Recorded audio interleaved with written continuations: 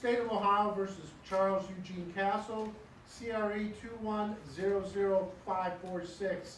You are Charles Eugene Castle, Yes, sir. and what is your address? 619 Robinson Avenue, Canton, Ohio. Are you a citizen of the United States? Yes, sir. Are you a veteran of the armed services? No, sir. You are before the court today for alleged violation of Ohio Revised Code 2905.101B1, a kidnapping charge.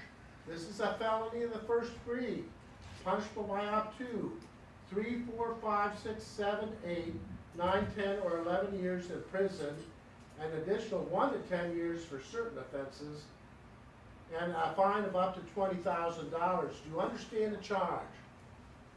Yes, sir. Do you understand the potential penalty involved?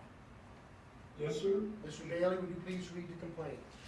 Please the court on about November 10th, 2021, in Hardin County, Ohio, the defendant did by force, threat, and deception under circumstances that created substantial risk of serious physical harm to TH, the victim, knowingly removed TH from the place where she was found in violation of 2905.01B1, Ohio Revised Code, kidnapping, felony of the first degree. Further, that the offense in question, the victim is under 13 years of age. You have a right to counsel. We have a right to continuance to secure counsel. You have a right to court-appointed counsel if indigent. You have a right to remain silent, and the statements you make may be used against you. You have a right to preliminary hearing in a felony case when appearance is not pursuant to indictment. That's what's occurring today. A grand jury has not indicted you at this point. And you have a right to jury trial when it's appropriate. Do you understand these rights? Yes, sir. And you're asking for court-appointed counsel, is that correct? Yes, sir. I have a financial disclosure form that appears to have been filled out by you in Marion, Ohio on the 12th day of November. You did in fact do that? Yes, sir. You understand there's a $25 application fee due and payable to the clerk of this court within 7 days of filling this out. I have no money. Well, just you understand that. Yes, sir. Okay. I have reviewed the form. You do qualify for court-appointed counsel. I'm going to appoint Elizabeth Smith to represent you. This matter is scheduled for preliminary hearing on November 19th, 2021 at 11:30 a.m. That will be this Friday.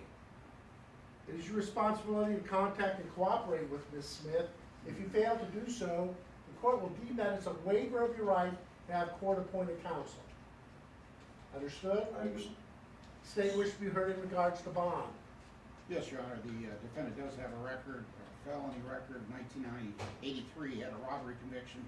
1985, he had attempted burglary. 2012, he had attempted tampering with evidence and a possession of cocaine. And lastly, in 2007, he had a possession of cocaine convictions. Additionally, in municipal court, he has a 1990 fleeing and eluding, a 1997 possession of drug paraphernalia, 2008 criminal mischief, public intox, and lastly, 2009 disorderly conduct. For all these things and the facts of this case, state's looking for $750,000 cash surety. Bond to be placed on the defendant, restrict travel to Hardin County. If he does make a bond, we'd ask that he be placed on an ankle monitor.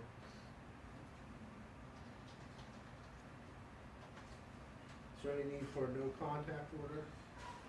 We would ask that he have no contact with the victim. This would be TH, her address here, South Lakeland. I will give that to the clerk before I leave so we can put that in the entry. Is there anything you wish to say in regards to bond, sir? No, sir.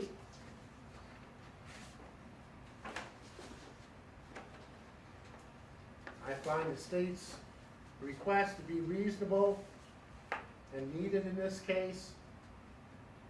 The court is aware of a lot of those cases that Mr. Bailey's alluded to because the court has heard all of them basically since 2006.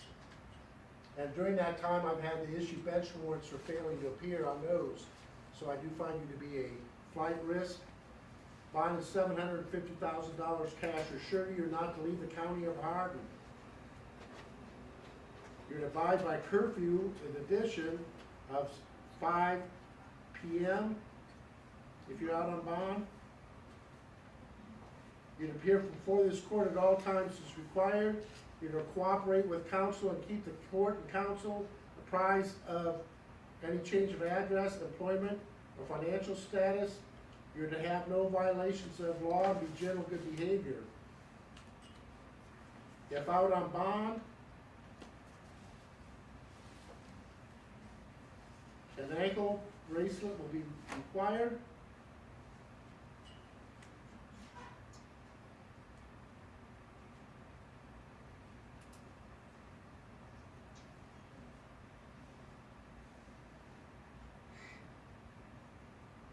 And you're to have no contact with the alleged victim, TH, or her address.